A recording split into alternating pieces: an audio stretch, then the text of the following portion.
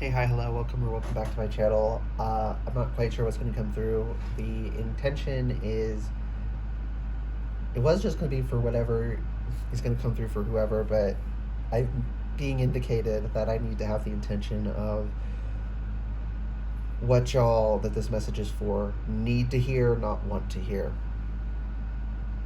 Don't specifically know what that is, but we're going to find out. So, timeless in general, technically timeless. So take what resonates, leave what doesn't. Whenever you find this, if you as an individual are in the same kind of energy that the collective is in at time of filming, because Mercury is retrograde, then, and it still resonates, that's perfectly fine. Consult your own intuition, so if you get intuitive hit during the reading, take that into account when interpreting your reading, and practice your discernment always.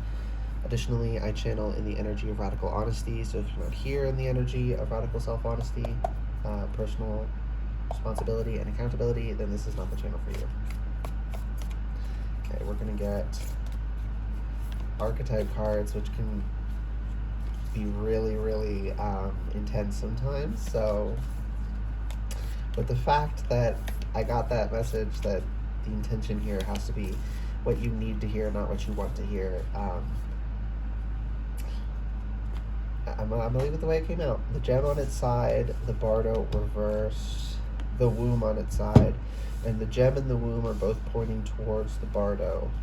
The nectar and the mask. Sideways. What are these? The creator reversed, the shaman.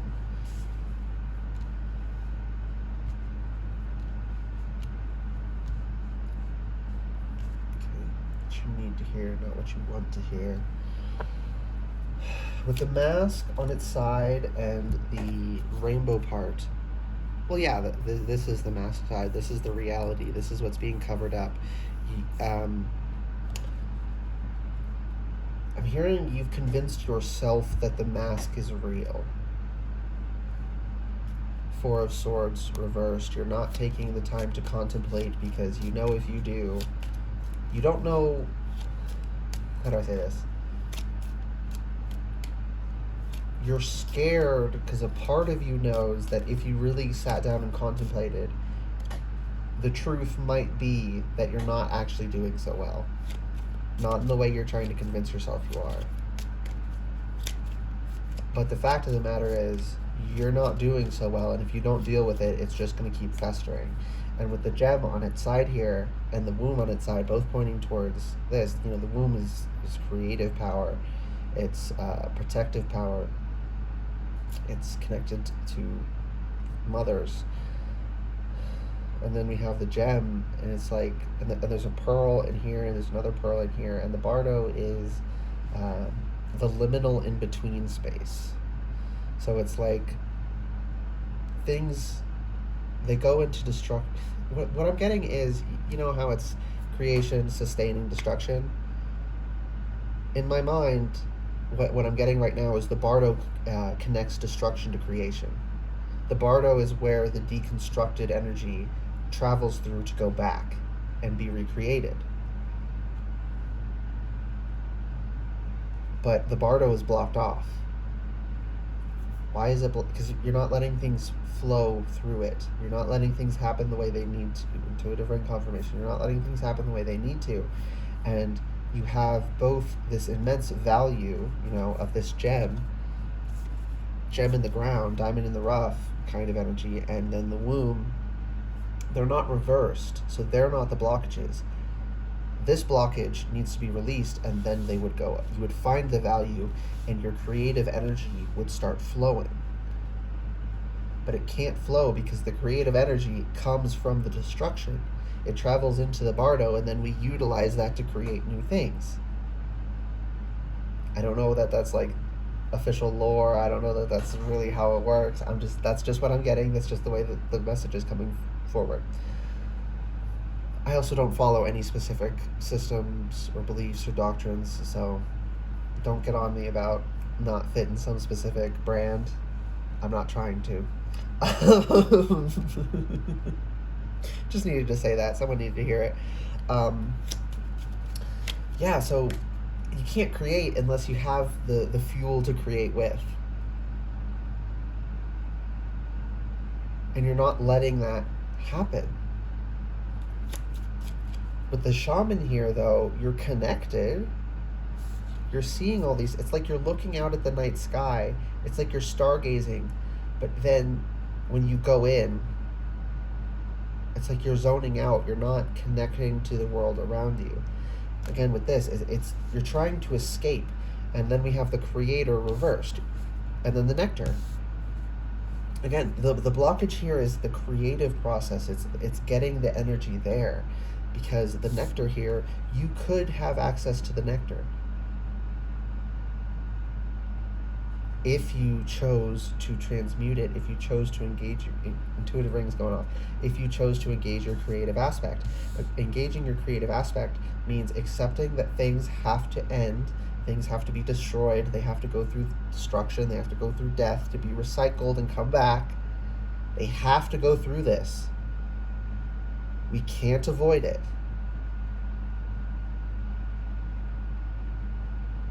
We can't just focus on one aspect. We can't just focus on creation, just on sustaining, and just on destruction.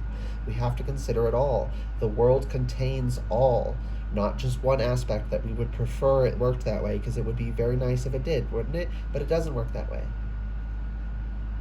And we only think it would be nice if it worked that way. It works the way it does because it has to work the way it does. And there's also this externalization of power, like you're not owning your own power. Yeah, it's this externalization. Because in order to own your own power, you have to turn away from the mask, step into your darkness, do the shadow work, and find you within yourself. Take your hand and walk yourself out into the light. You have to move out of your shadow. You have to do the shadow work in order to bring about your creative aspect. And I just keep getting this how do I say it? This I am nothing.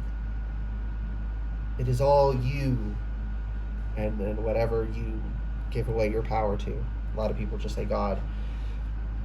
I do nothing. And it's like, no, babe. Co-creators isn't a euphemism. It isn't just a thing we say. We are literally part of the universe. We have power too. That is why our actions have consequences, and it's important what we do. Because we are powerful as well. We are also creating.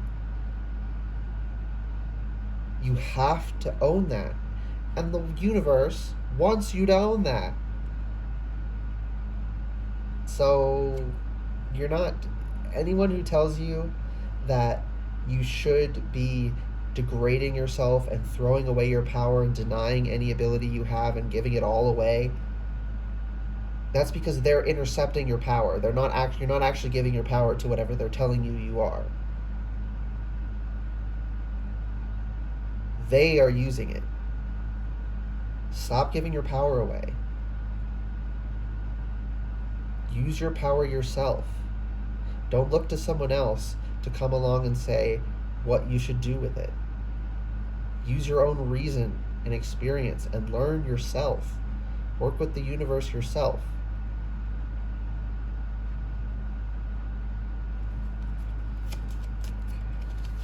Can I get more on the creator? Two of Cups. Why is it spinning?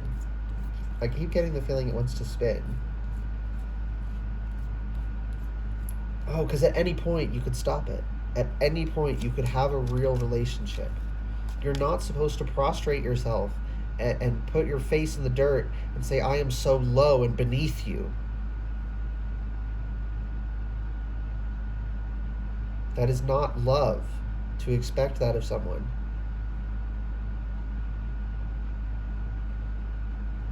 That is cruel and domineering to expect someone to prostrate themselves, to lower themselves, to degrade themselves, to make you look bigger. Plus, how weak do you have to be that you can't feel superior unless other people put themselves down? That means the average person's ability is greater than yours. If they need to lower themselves to get beneath you, it means they're not already beneath you. So the only people who feel that way are actually weak, pathetic pieces of shit. actually powerful and loving do not want you to degrade yourself, to put yourself down, to deny your ability in any arena, spiritually or actual people, actual human leaders, parents. Domineering is not loving. Yeah, Seven of Cups reversed. We have to throw away all these false ideas of what love looks like. Love is not toxic.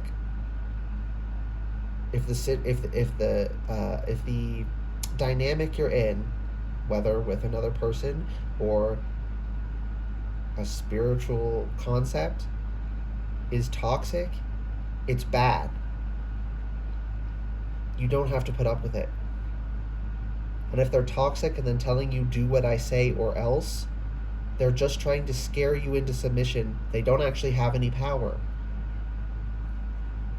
Three of Swords reversed. You need to take these swords out of your heart. They are using them to control you. They grab the swords and they twist them and move them around to cause you more and more pain. And they tell you, this is going to happen unless you do what I say. But you could literally just swat their hands away and take the swords out. They've convinced you that they are entitled to harm you. You're giving your power away. And Mercury retrograde is right now. And Mercury retrograde is a great time to introspect and do shadow work. And that's why this is coming up. Stop giving your power away. And again, with the shaman, you see this shit. You are connected. You're just denying this aspect of yourself.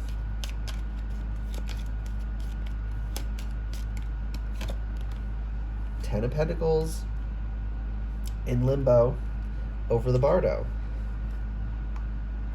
You can't create the Ten of Pentacles unless you allow the things that need to be destroyed and travel through the Bardo and come back around to be recreated, to be transmuted into this. You can't get Ten of Pentacles unless you honor all aspects. Except that sometimes things need to go. I'm being called to this, some kinds of monk somewhere. They make these elaborate sand paintings with different colored sands. I think it could take them like weeks to months to do one. And then as soon as it's finished, they brush it away. Incredibly beautiful, and they destroy it immediately. And it's about appreciating the beauty in the moment, and that things only are there as long as they are there, and then they have to go on, right? And like hummingbirds don't live very long. I love hummingbirds. I've got to know several generations of hummingbirds a couple of years ago, and I appreciated that we had the relationships I had with them, because we put out feeders and stuff. Had one who would come to the door and stare at us through the glass if we didn't if the feeder wasn't filled. But I appreciate that because I knew after a couple of years, sometimes they would leave the nest to children from that generation. Sometimes the parents would use it 2 years in a row, but eventually they're not going to come back. And I appreciated the time I had with them because I knew it was fleeting.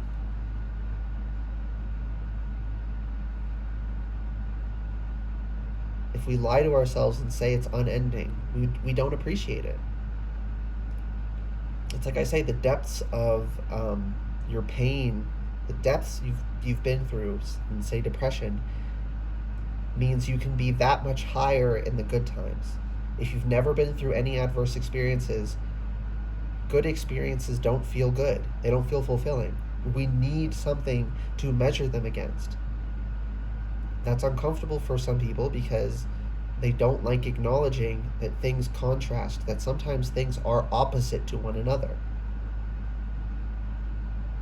And that it is necessary that things be opposite to one another. They mean nothing unless they contradict one another. They have to be identifiably different ends of a spectrum within a spectrum, and then they have to be identifiably different spectrums for different traits and details and whatnot.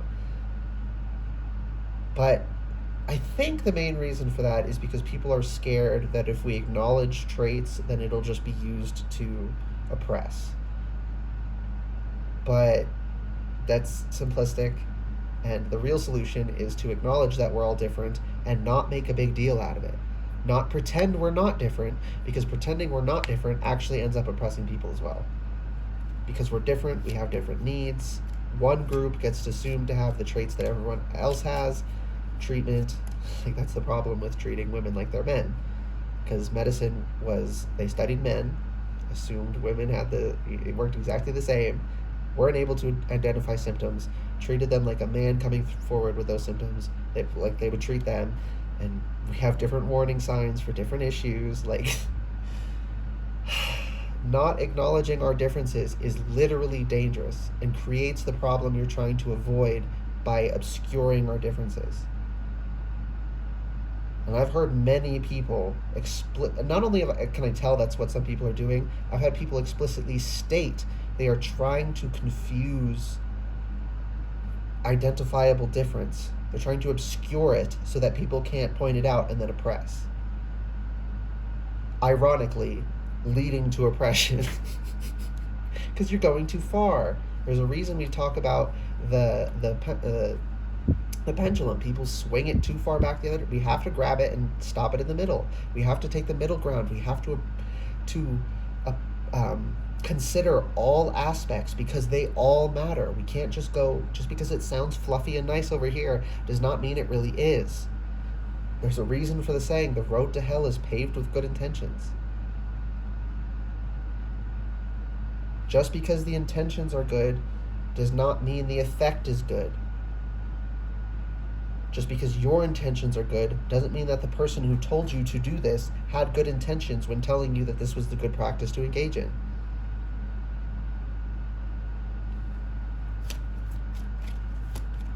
Okay. Damn. Anything else? King of Cups, Knight of Cups, Joker. This is the one with the, I think that's a halter, with the ropes on his head for controlling. Just heard coming to grips. Queen of Wands, coming to grips. Seven of Swords reversed. Yeah, coming to grips, coming to reality. King of Wands just came out of the bottom. So I'm hearing refining your passion with the fire energy of Wands. Refining your passion, so working on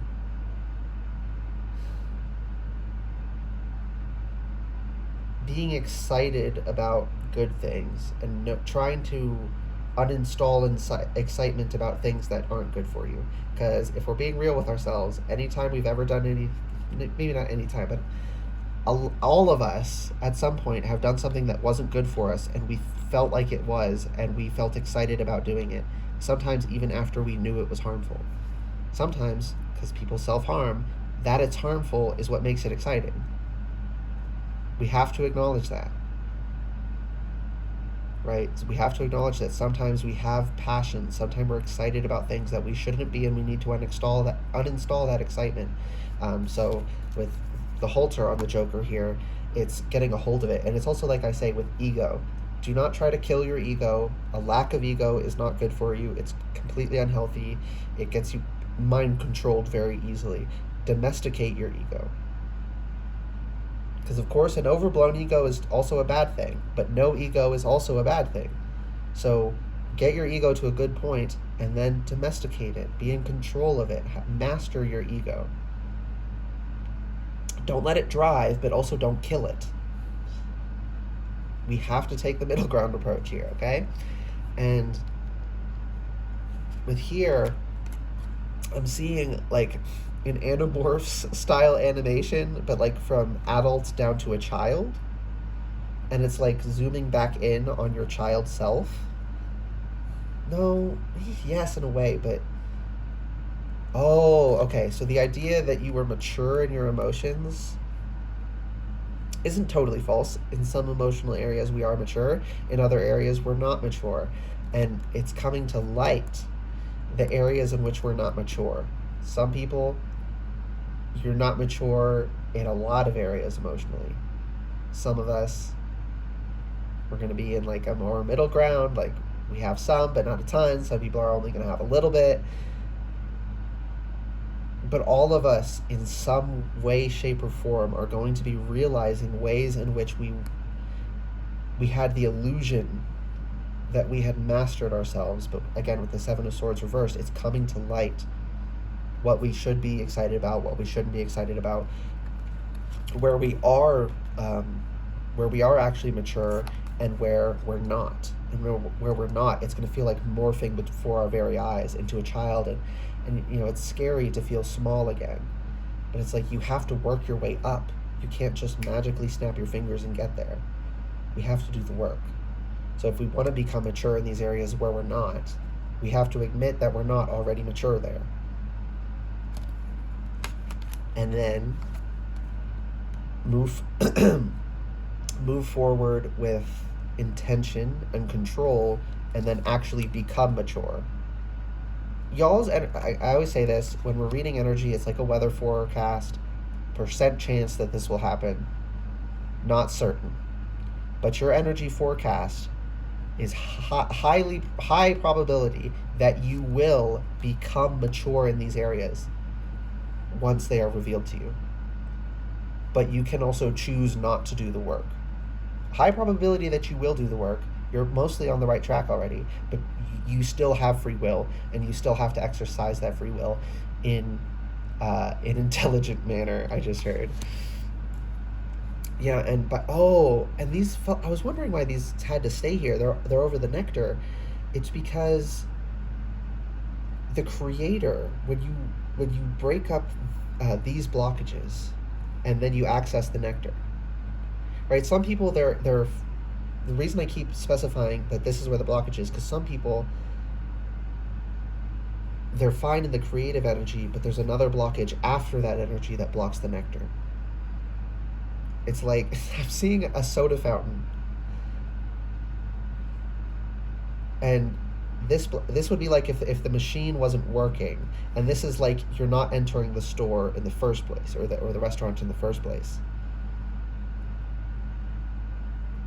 If this was reversed with the shaman, and I was saying like stargazing, and you're seeing things, you're knowing things. If this was reversed, it would be like you didn't know there was a store with a soda fountain. This, you're not entering the store because you feel for some reason that you're not allowed to. And then if this was reversed, it would be you know about the store, you went in the store, but it's out of service. It's important to know where along the chain of causality that the issue lies, because we have to know exactly where it is to remedy it. That's what I was saying with the Seven of Swords, revealing specific issues, what specifically we're excited about and we shouldn't be, what we're not excited about and we need to try to cultivate being excited about.